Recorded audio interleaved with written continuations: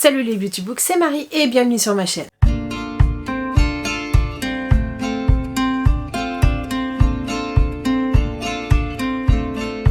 J'espère que vous allez bien, on se retrouve pour une nouvelle vidéo. Et cette vidéo signe le début des calendriers de l'après. Alors qu'est-ce que c'est que les calendriers de l'après ? Je ne me voyais pas faire des vlogmas, voilà, je travaille, je suis à fond, je n'ai rien d'intéressant dans ma vie, du coup les vlogmas c'était un challenge un peu trop ambitieux et l'année dernière Flow & Books a organisé un calendrier de l'après, c'est-à-dire une vidéo tous les jours entre Noël et le jour de l'an et j'ai trouvé ça hyper cool.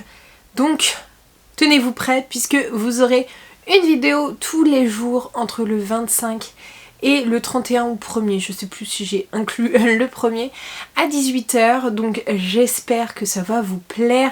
On va parler un peu bilan, objectif, etc. Comme il y a pas mal de vidéos et pas mal de challenges que je veux faire, etc. Ça permet de vous faire tout assez condensé et de pas vous faire tout sur janvier, février, fin décembre, patati patata. Donc voilà, petit challenge personnel, n'hésitez pas à me dire si vous aimez le principe, si vous serez au rendez-vous. Je vous laisse me dire tout ça en commentaire, à me mettre des petits je sais pas, des petits emojis si vous êtes un petit peu timide, mais voilà, je suis hyper contente de vous retrouver tous les jours à partir de maintenant. Donc pour ce 25 décembre, aka premier jour du calendrier de l'après, déjà j'espère que vous avez passé de très belles fêtes de Noël. Donc je sais qu'on est encore jour de Noël, donc joyeux Noël. J'espère que vous avez passé un bon réveillon, un bon midi de Noël et que votre journée va continuer ainsi. On commence cette petite série de vidéos avec les sagas que j'ai terminées sur 2024. Je vous le fais un petit peu en anticipé puisque je sais que d'ici la fin de l'année j'aurai pas terminé des sagas. J'en aurais continué, je serais à jour dans certaines, etc. Mais j'en aurais pas terminé. Et un de mes objectifs de chaque année, c'est de terminer des sagas. Et franchement cette année je suis très contente puisque j'ai terminé 14 sagas. Donc vraiment, cette année, mon objectif saga a été très très bon et je suis très contente puisque j'ai binge-readé beaucoup de sagas, c'est-à-dire que j'ai pris plaisir à enchaîner les tomes de sagas d'affilée vraiment les uns à la suite des autres, ce que je faisais quasiment pas et franchement ça m'a procuré beaucoup de plaisir. Donc voilà, si vous voyez une saga que je vous présente là, que vous voulez en savoir un peu plus sur mon avis, n'hésitez pas à me dire puisque je fais quelques vidéos sur des sagas terminées, etc. J'en ai fait une il n'y a pas si longtemps sur la trilogie du mal. Mais c'est des sagas qui fonctionnent pas énormément, donc n'hésitez pas à me dire si vous voulez que je fasse le focus sur une vidéo, sur une des sagas. Donc on va commencer tout de suite. La première saga, je viens de vous en parler puisqu'il s'agit de la trilogie du mal. Il y a 4 tomes, même si ça s'appelle une trilogie, en gros il y a une trilogie plus un préquel. C'est signé d'ailleurs Maxime Chatham et on est dans un thriller assez sombre, sur les dessous des États-Unis, la partie un peu sanglante, un peu glauque. Si vous êtes des fervents admirateurs de Maxime Chatham, si vous aimez les thrillers, je vous recommande. Après moi c'est pas une saga qui m'a conquise à 10 000% et je ne continuerai pas cet auteur, mais je vous en ai parlé dans une précédente vidéo, donc je vous conseille d'aller voir cette vidéo si vous voulez plus amples informations.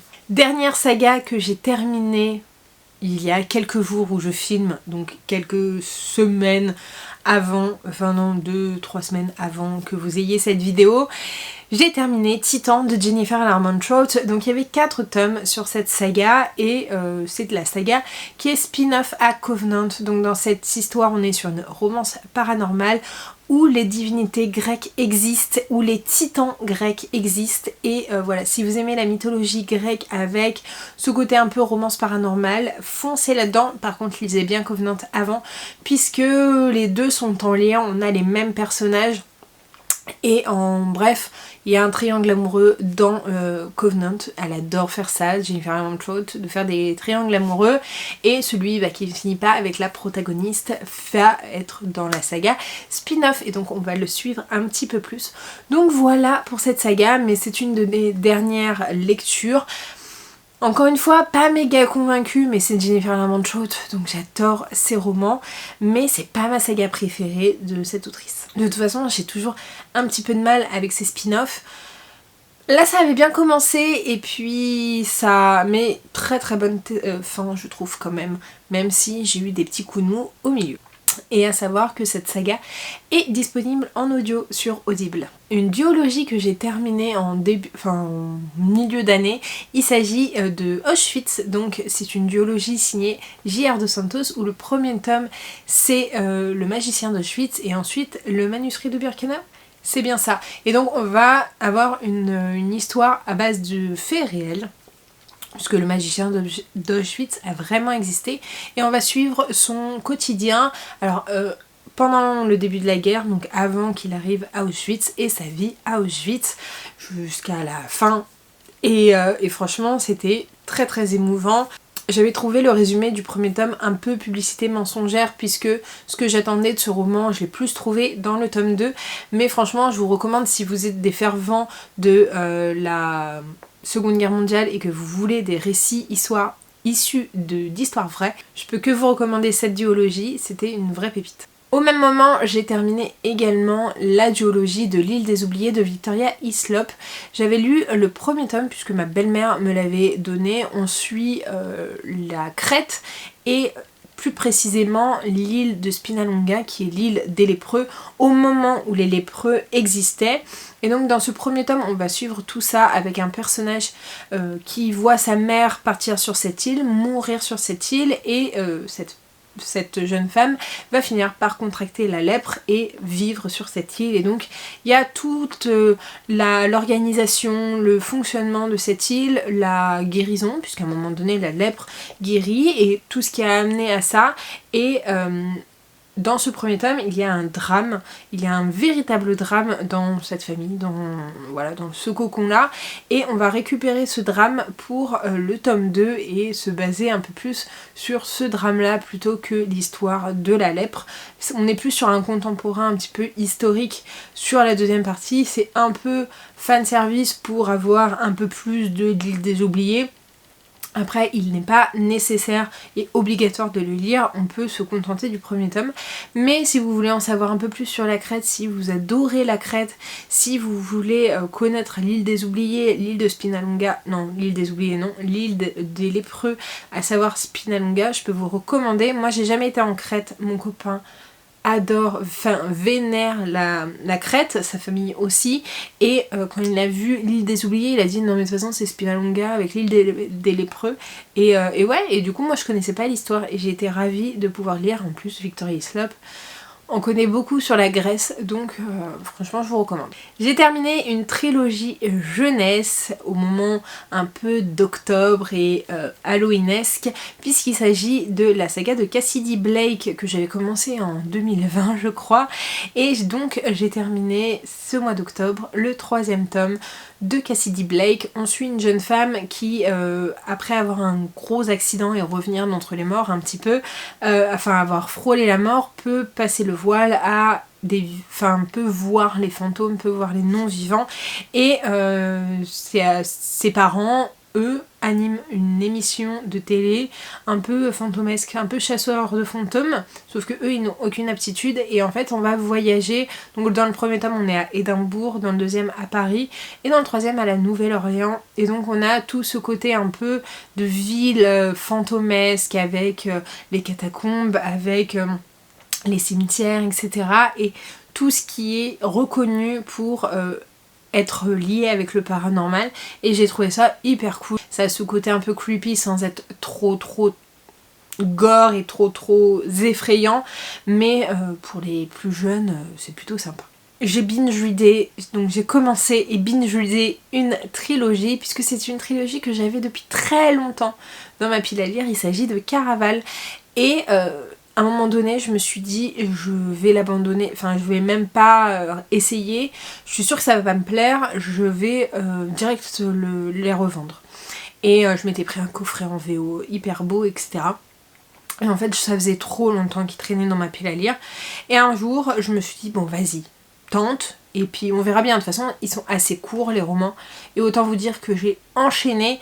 On est sur une histoire fantastique, enfin de la fantaisie un petit peu, où on a tout ce qui est illusion, maître du jeu, jeu d'énigmes, faux semblants, etc. Et donc on va suivre Scarlett qui veut participer toute sa vie à Caraval, et elle va entraîner sa sœur, sachant qu'en plus ils veulent partir de leur père un petit peu brutal, un petit peu violent, et au moment où elles arrivent sur l'île, et bah Donatella, la sœur de Scarlett, va disparaître, et donc tout le jeu elle va chercher sa sœur, et donc il va y avoir tout un côté comme ça avec un célèbre Legend qui régit et qui tient les ficelles de Caraval, et donc on a une trilogie autour de ça. Il y a une saga spin-off que j'ai très envie de lire en 2025. Mais en tout cas, la saga Caraval, j'ai beaucoup aimé. J'ai préféré les 2 premiers tomes au 3e, puisque j'aimais beaucoup le principe du jeu, d'être dans le jeu, d'essayer de démêler le vrai du faux. Et on a un tome, du coup on suit Scarlett, un tome où on suit Donatella, et le 3e on n'est pas dans un Caraval, mais on suit les 2 personnages un peu en alternance. Et ça boucle la boucle, ça referme la boucle, et franchement cette saga est géniale. C'est du young adulte, mais l'ambiance un peu, c'est pas trop cirque, mais c'est plein d'illusions et plein d'énigmes, une petite chasse au trésor. C'est plutôt pas mal je trouve. Et c'est ce qui m'a fait justement binge reader, parce que vraiment j'ai commencé le tome 1 et j'ai enchaîné les tomes suivants. J'ai enfin terminé la saga, la trilogie de Tessa Leoni de Lisa Garner. Donc quand je dis enfin, ça faisait pas non plus 1000 ans que je l'avais, mais je suis très contente de l'avoir terminée, comme ça je vais pouvoir passer à Didi Warren. On suit au début une flic, ensuite une détective du nom de Tessa Leoni sur 3 enquêtes différentes. Au départ, Tessa Leoni est suspectée d'avoir tué son mari, et c'est là comme ça qu'on la rencontre, et de fil en aiguille il y a beaucoup de choses qui se passent, mais les 3 histoires m'ont énormément appelé, j'ai adoré vraiment. Je suis fan de la plume de Lisa Garner et j'ai adoré cette trilogie. Le dernier tome, j'ai eu un petit peu du mal sur le début, et la fin m'a complètement emportée et retourné le cerveau, donc je vous recommande, et j'ai hâte de lire ses autres romans. J'ai enfin terminé la saga de Jennifer Lermont-Trout qui s'appelle Jeu de patience. J'ai extrêmement adoré cette saga, vraiment une saga chère à mon cœur, qui m'a fait verser pas mal de larmes, qui m'a serré le cœur à beaucoup de moments. Et là en fait cette année je me suis dit bon, il faut qu'on se stoppe, et il va falloir que je termine cette saga parce que ça fait trop longtemps qu'elle traîne. Il y a 6 tomes en tout, plus tous les hors-séries. Il y en a un où on reprend le tome 1 sur un autre point de vue, etc. Bref, j'ai tout lu. J'ai tout lu vraiment, même les petits, même les sur le point de vue, ça montre à quel point j'ai adoré. Et franchement je vous recommande. Il y a des gros trigger warnings, c'est des sujets hyper compliqués, hyper durs dans tous les tomes, mais franchement c'est une pépite cette saga. Et pour moi c'est les meilleures romances de Jennifer Lermont-Trout, c'est cette saga, et ça fait partie de mes top romances dans tous les cas. J'ai terminé pas mal de sagas de Jennifer Lermont-Trout, puisque j'ai terminé également la saga du précurseur, puisque, enfin, il s'agit du spin-off de Dark Elements. Donc là c'est sur une trilogie, j'avais que le dernier tome à lire et ça a été une catastrophe. Vraiment j'ai pas du tout aimé. J'ai vraiment forcé pour terminer cette saga, mais j'avais envie d'avoir le fin mot de l'histoire. Mais ouais, vraiment les sagas spin-off, à part la saga spin-off du sang et de la cendre, bah les sagas spin-off ça me le fait pas trop. Dark Elements ça avait été un énorme coup de cœur, où on a un univers où les démons et des anges gardiens entre guillemets doivent cohabiter. On a les anges gardiens qui sont sous forme de gargouilles et qui doivent protéger les humains des démons, mais on se rend compte dans Dark Elements en tout cas que bah les démons sont pas tous méchants, sont pas tous contre les humains, et on va avoir tout ce côté un peu ange-démon qui vont se batailler. Et encore une fois dans Dark Elements on a un triangle amoureux, et celui qui ne finit pas avec la protagoniste finit dans la saga spin-off, et voilà. Je trouve que c'est bien pour ceux qui préfèrent l'autre à chaque fois. Moi je suis contente, j'ai toujours eu mon choix, mais voilà, je suis contente d'avoir découvert. Après j'avoue que j'en garde pas un souvenir impérissable, voilà, c'est un peu compliqué pour moi. Il y aura encore une saga de Jennifer Armentrout normalement. J'ai terminé la saga Season de Morgane Moncomble. J'ai l'impression que je l'ai terminée il y a 1000 ans et pourtant non, je l'ai terminée en 2024. J'ai adoré cette saga. De toute façon, Morgane Moncomble, c'est une de mes autrices de romance préférées, mon autrice française de romance préférée. Je précommande tous ses romans. Et ceux-là, je les avais tous précommandés et je les lisais dans le mois de la sortie, voire dans la semaine de la sortie.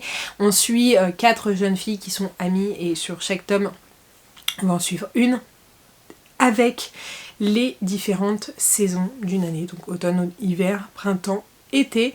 Je les ai tous vraiment beaucoup aimés dans cette saga. Il y avait toujours des petits côtés que j'aimais un peu plus que d'autres. J'ai eu du mal à les départager. Je pense que le dernier est un petit peu en dessous parce qu'il m'a moins touchée que les autres, mais franchement j'ai adoré. On en a pour tous les goûts.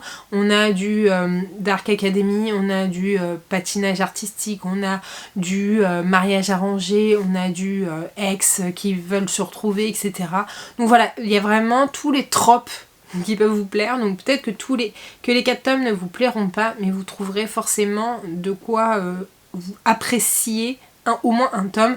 Et je sais qu'il y en a beaucoup qui ont aimé, qui ont découvert Morgane Moncomble parce que avec son côté un peu Dark Academy, un peu Cluedo, etc. avec le premier tome, et voilà, ils savent qu'ils vont pas lire la suite parce que côté romance leur plaît pas, mais le côté un peu thriller, un peu en plus il y a un gros plot, etc. bah ça leur a plus plu que si ça avait été de la romance lambda. Encore une saga que j'ai binge-readée puisque j'ai terminé la trilogie de La Femme de Ménage. C'est La Femme de Ménage, j'avais très envie de découvrir cette année et j'ai pas résisté à l'envie d'enchaîner les tomes, donc je l'ai écouté en audio. On est sur un thriller domestique où une jeune femme va être embauchée comme femme de ménage et il va se passer beaucoup de choses dans les différentes familles. À chaque fois il y a 3 histoires un peu découpées, mais dans le 3e on revient avec des personnages et avec des clins d'œil sur le premier tome, donc c'est quand même bien de les avoir lus les uns après les autres. Après ils peuvent se lire complètement indépendamment, mais on a tout un background de Millie qui est bien à connaître. Et voilà, je l'avais déjà dit, je trouve que c'est pas une saga qui casse 3 pattes à un canard, mais elle est efficace, elle est addictive, on a envie de connaître la suite et franchement elle fait très bien le taf. La dernière saga de Jennifer Armentrout que j'ai terminée et que j'ai binge-readée aussi, c'est Ombre et Mystère. Je l'avais le premier tome depuis quelques années dans ma pile à lire et quand j'ai terminé Jeu de patience, je me suis dit allez, lis notre romance. J'ai lu le premier tome, j'ai enchaîné les 3, là on va suivre 3 frères d'une même famille sur chaque tome où il y a une espèce de malédiction sur cette famille avec toutes les femmes qui appartiennent à cette famille qui finissent par soit devenir fous, soit disparaître, soit mourir. Et le patriarche se suicide au tout début et il y a toute une intrigue autour de ça, il y a beaucoup de choses qui sont assez mystérieux, mais la romance en tant que telle ne m'a pas forcément convaincue, même si j'ai passé des bons moments. C'était un peu gnangnan, un peu cliché, un peu facile, mais moi j'ai plutôt bien aimé pour le fond de l'histoire plutôt que pour la romance en tant que telle, même si sur le moment j'ai bien aimé les romances, mais c'est pas aussi fort que l'attachement que j'ai eu pour Jeu de patience. Et voilà, moi c'était vraiment le fond un petit peu mystérieux, un peu malédiction et tout qui m'a plus plu.